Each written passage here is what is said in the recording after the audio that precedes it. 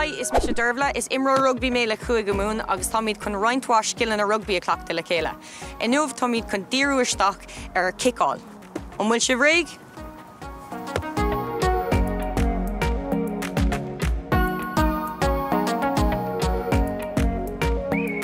Sully ana méid éonach líocht tá sé Harbheith tábhachtach taobh suas. Ar aigling.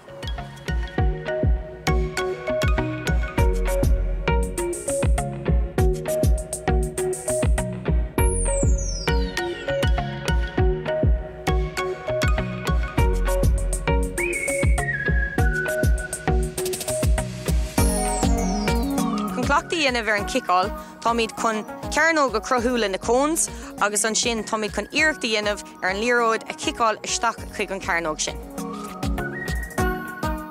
Chun é dhéanamh níos deacair ar tain, tá cúpla céim siar agus buin trí las arís.